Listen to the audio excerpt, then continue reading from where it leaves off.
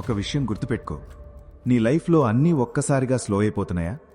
నువ్వు ఎంత ట్రై చేసినా రిజల్ట్స్ రావడం లేదా? ఎన్ని ప్లాన్స్ వేసుకున్నా అవి డిలే అవుతున్నాయా? ఎంత ముందుకు వెళ్లాలని ప్రయత్నించినా ఏదో ఇన్విజిబుల్ ఫోర్స్ నిన్ను వెనక్కి లాగుతున్నట్టు అనిపిస్తోందా? అయితే ఒక్కసారి ఆగి ఈ మాట విను. నిన్ను యూనివర్స్ పనిష్ చేయడం లేదు, నిన్ను ప్రిపేర్ చేస్తోంది. ఇది నీకు అర్థం కాని ఫేజ్ కావచ్చు, కానీ ఇదే ఫేజ్ నీ జీవితంలో తర్వాత వచ్చే బిగ్గెస్ట్ ట్రాన్స్ఫర్మేషన్కి ఫౌండేషన్ కావచ్చు. ఎందుకంటే కొన్నిసార్లు మనం కోరుకున్నది వెంటనే దొరకకపోవడం ఫెయిల్యూర్ కాదు. మనకు దొరికేది మనం హ్యాండిల్ చేయగల స్థాయిలో ఉండాలని లైఫ్ మనల్ని ముందుగా మార్చడం. నువ్వు ఒక పెద్ద లైఫ్ కోసం రెడీ అవుతున్నప్పుడు ముందుగా నీ ఓల్డ్ మైండ్ సెట్ని బ్రేక్ చేయాలి. నీ పేషెన్స్ పెరగాలి, నీ ఎమోషనల్ స్ట్రెంగ్త్ పెరగాలి, నీ డిసిప్లిన్ పెరగాలి, నీ మనీ గురించి ఉన్న అండర్స్టాండింగ్ మారాలి. ముఖ్యంగా ఇతరులు నిన్ను ఎలా చూస్తున్నారు అనే దానికంటే నువ్వు నిన్ను ఎలా చూస్తున్నావు అనేది ముఖ్యమని తెలుసుకోవాలి. ఇప్పుడు నీ లైఫ్లో జరుగుతున్న ఈ మార్పులను ఒక్కొక్కటిగా చూద్దాం. మొదటి సైన్ చాలా డేంజరస్గా అనిపిస్తుంది, కానీ అదే నీ గ్రోత్కి మొదటి ఇండికేషన్, మొదటి సంకేతం. నీ లైఫ్లో ఎవ్రీథింగ్ స్లో అవుతుంది. ఒకప్పుడు వెంటనే జరిగిపోయే పనులు ఇప్పుడు డిలే అవుతాయి. నువ్వొక ప్లాన్ చేస్తావు, కానీ అది వర్క్ అవ్వదు. ఒక ఆపర్చునిటీ కోసం వెయిట్ చేస్తావు, అది రావడానికి టైం పడుతుంది. నువ్వు చాలా ఎఫర్ట్ పెడతావు, కానీ రిజల్ట్ మాత్రం కనిపించదు. ఇక్కడే చాలామంది ఒక డేంజరస్ కన్క్లూజన్కి వస్తారు. నేను అన్లక్కీ, నా టైం బ్యాడ్గా ఉంది, నా లైఫ్లో ఏదీ జరగడం లేదు, నా ప్రేయర్స్ ఎవరికీ వినిపించడం లేదు. కానీ నిజమేంటో తెలుసా? కొన్ని డిలేస్ రిజెక్షన్ కాదు, ప్రిపరేషన్. ఒక సీడ్ నేలలో పెట్టిన వెంటనే చెట్టు బయటికి రాదు. ముందుగా అది నేల కింద రూట్స్ పెంచుకుంటుంది. బయట నుంచి చూస్తే ఏమీ జరగడం లేదు అనిపిస్తుంది, కానీ లోపల మాత్రం ట్రాన్స్ఫర్మేషన్ జరుగుతూ ఉంటుంది. నీ లైఫ్ కూడా అలాగే ఉండొచ్చు. నువ్వు బయట రిజల్ట్ చూడకపోయినా లోపల నీ పర్సనాలిటీ బిల్డ్ అవుతూ ఉండొచ్చు, నీ థింకింగ్ మారుతూ ఉండొచ్చు, నీ పేషెన్స్ పెరుగుతూ ఉండొచ్చు, నీ ప్రయారిటీస్ చేంజ్ అవుతూ ఉండొచ్చు. నీకు ఎవరు నిజమైన వాళ్ళు, ఎవరు టెంపరరీ పీపుల్, ఏది నిజమైన ఆపర్చునిటీ, ఏది డిస్ట్రాక్షన్ అన్న విషయం అర్థమవుతూ ఉండొచ్చు. అందుకే ఈ ఫేజ్లో ఒక పెద్ద మిస్టేక్ చేయకూడదు. నీ ప్రోగ్రెస్ని ఇతరుల ప్రోగ్రెస్తో కంపేర్ చేయకూడదు. ఎవరో 25 ఇయర్స్లో సక్సెస్ సాధించారు, ఎవరో 30 ఇయర్స్లో సెటిల్ అయ్యారు, ఎవరో నీకంటే ముందు మనీ సంపాదించారు. అందుకే నీ జర్నీ లేట్ అయిందని అనుకోవద్దు. నీ టైమ్లైన్ నీది, నీ పాత్ నీది, నీ ప్రిపరేషన్ నీది. కొన్ని జీవితాలు ఫాస్ట్గా స్టార్ట్ అవుతాయి, కానీ త్వరగా కొలాప్స్ అవుతాయి. కొన్ని జీవితాలు స్లోగా బిల్డ్ అవుతాయి, కానీ చాలా స్ట్రాంగ్గా నిలబడతాయి. నీ గోల్ కేవలం త్వరగా పైకి వెళ్లడం కాదు, పైకి వెళ్లిన తర్వాత అక్కడ నిలబడగల వ్యక్తిగా మారడం. అదే అసలు గ్రోత్. ఇప్పుడు రెండో సైన్ ఇంకా ఇంట్రెస్టింగ్, ఎందుకంటే ఇది బయట కనిపించదు, నీకు మాత్రమే తెలుస్తుంది. రెండో సంకేతం, నీ ఓల్డ్ హ్యాబిట్స్ మీద ఇంట్రెస్ట్ తగ్గిపోతుంది. ఒకప్పుడు నువ్వు చాలా ఎంజాయ్ చేసిన కొన్ని థింగ్స్ ఇప్పుడు నీకు బోరింగ్గా అనిపిస్తాయి. ఒకప్పుడు గంటల తరబడి మాట్లాడిన పీపుల్తో ఇప్పుడు మాట్లాడాలని అనిపించదు. ఒకప్పుడు రోజంతా సోషల్ మీడియాలో ఉండేవాడివి, ఇప్పుడు ఫోన్ తీసుకున్నా ఏం చూడాలో కూడా అనిపించదు. ఒకప్పుడు అన్నెసెసరీ ఆర్గ్యుమెంట్స్లో ఇన్వాల్వ్ అయ్యేవాడివి, ఇప్పుడు ఎవరు ఏమనుకున్నా ఇగ్నోర్ చేయాలని అనిపిస్తుంది. ఒకప్పుడు అందరి అప్రూవల్ కావాలి అనిపించేది, ఇప్పుడు నాకు నచ్చితే చాలు అనిపిస్తుంది. ఇది లోన్లీనెస్ కాదు, ఇది చాలా సందర్భాల్లో ఐడెంటిటీ షిఫ్ట్. ఎందుకంటే నెక్స్ట్ లెవెల్ లైఫ్ కావాలంటే ముందుగా ఓల్డ్ వర్జన్ ఆఫ్ యూని వదిలేయాలి. నీ ఫ్యూచర్ ఐడెంటిటీ నీ ప్రెజెంట్ హ్యాబిట్స్తో బిల్డ్ అవ్వదు. కొత్త హ్యాబిట్స్ కావాలి, కొత్త స్టాండర్డ్స్ కావాలి, కొత్త మైండ్ సెట్ కావాలి, కొత్త బౌండరీస్ కావాలి. ముఖ్యంగా నీ విలువను నువ్వే గుర్తించే మెంటాలిటీ కావాలి.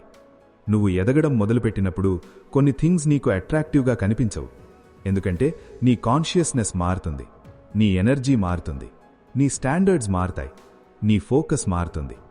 ఒకప్పుడు ఎంటర్టైన్మెంట్ ఇచ్చినది ఇప్పుడు డిస్ట్రాక్షన్గా కనిపించవచ్చు. ఒకప్పుడు అటెన్షన్ ఇచ్చిన వ్యక్తి ఇప్పుడు నీ టైంకి వర్దీ కాదనిపించవచ్చు. ఇక్కడ ఒక విషయం చాలా ఇంపార్టెంట్. అందర్నీ ద్వేషించాల్సిన అవసరం లేదు, కేవలం నీ డైరెక్షన్ని మార్చుకోవాలి.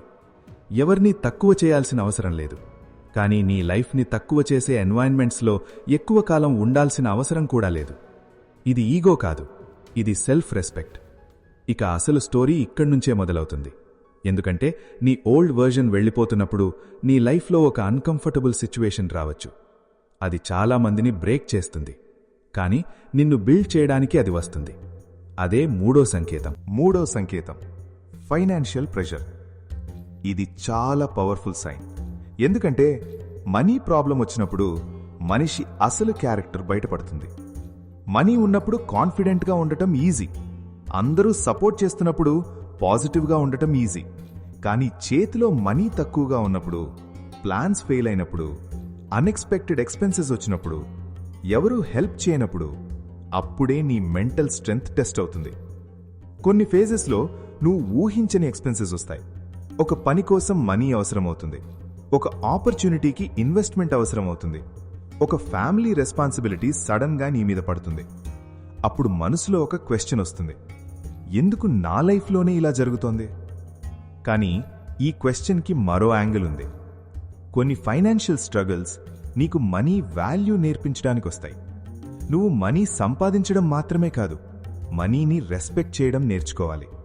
మనీ వచ్చినప్పుడు ఎలా మేనేజ్ చేయాలి, ఎక్కడ స్పెండ్ చేయాలి, ఎక్కడ స్టాప్ చేయాలి, ఎవరిని ట్రస్ట్ చేయాలి, ఏ ఆపర్చునిటీ నిజమైనది, ఏది స్కామ్, ఏది ఇన్వెస్ట్మెంట్, ఏది అన్నెసెసరీ ఎక్స్పెన్స్, ఇవన్నీ నేర్చుకోవాలి. ఎందుకంటే పెద్ద మనీని అట్రాక్ట్ చేయడం కంటే పెద్ద మనీని హ్యాండిల్ చేయగల మైండ్ సెట్ బిల్డ్ చేయడం ముఖ్యమైనది. ఒక మనిషి నెలకు 10,000 రూపాయలు సంపాదించి అన్ని అన్నెసెసరీ థింగ్స్ మీద ఖర్చు చేస్తే నెలకు 1,00,000 వచ్చినా అదే ప్యాటర్న్ కొనసాగుతుంది. అందుకే ఇన్కమ్ పెరగడానికి ముందు మనీ మైండ్ సెట్ పెరగాలి, నీ వాల్యూ పెరగాలి, నీ స్కిల్ పెరగాలి, నీ వర్క్ క్వాలిటీ పెరగాలి, నీ కమ్యూనికేషన్ ఇంప్రూవ్ చెయ్యి, నీ డిసిప్లిన్ పెంచుకో, నీ నెట్వర్క్ ఇంప్రూవ్ చెయ్యి. అప్పుడు నీ ఇన్కమ్ కూడా చేంజ్ అయ్యే ఛాన్సెస్ పెరుగుతాయి. కానీ ఇక్కడ ఒక డీప్ స్పిరిచువల్ లెసన్ కూడా ఉంది.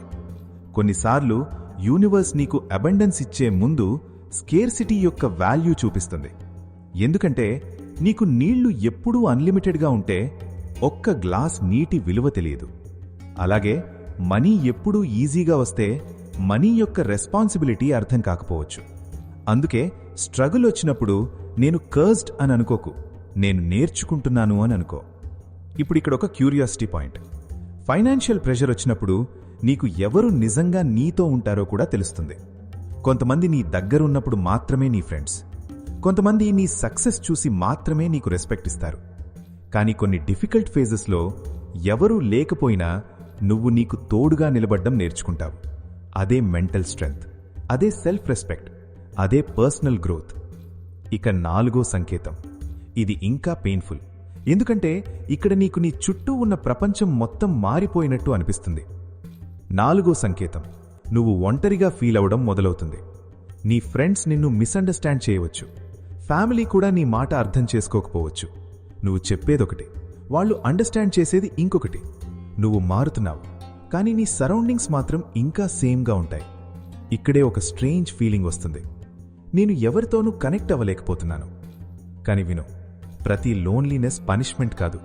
కొన్ని లోన్లీనెస్ ఫేజెస్ సెల్ఫ్ డిస్కవరీ కోసం వస్తాయి.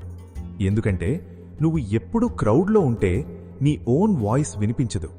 ప్రతిరోజు ఎవరో ఒకరి ఒపీనియన్, ఎవరో ఒకరి ఎక్స్పెక్టేషన్, ఎవరో ఒకరి జడ్జ్మెంట్, ఎవరో ఒకరి లైఫ్ స్టైల్, వీటన్నింటి మధ్య నువ్వు నిజంగా ఏం కోరుకుంటున్నావో మర్చిపోవచ్చు. అందుకే లైఫ్ కొన్నిసార్లు నాయిస్ని తగ్గిస్తుంది. కొంతమంది దూరమవుతారు, కొన్ని కాన్వర్జేషన్స్ తగ్గుతాయి, కొన్ని ఫ్రెండ్షిప్స్ న్యాచురల్గా ఫేడ్ అవుతాయి, కొన్ని రిలేషన్షిప్స్లో డిస్టెన్స్ వస్తుంది. మొదట చాలా పెయిన్ ఉంటుంది, కానీ తర్వాత ఒకరోజు నువ్వు రియలైజ్ అవుతావు, నాకు అందరూ అవసరం లేదు, నన్ను అర్థం చేసుకునే కొద్దిమంది చాలు. ముఖ్యంగా నన్ను నేను అర్థం చేసుకోవడం మొదలైతే బయట అప్రూవల్ అవసరం తగ్గుతుంది. అది చాలా పవర్ఫుల్ ట్రాన్స్ఫర్మేషన్.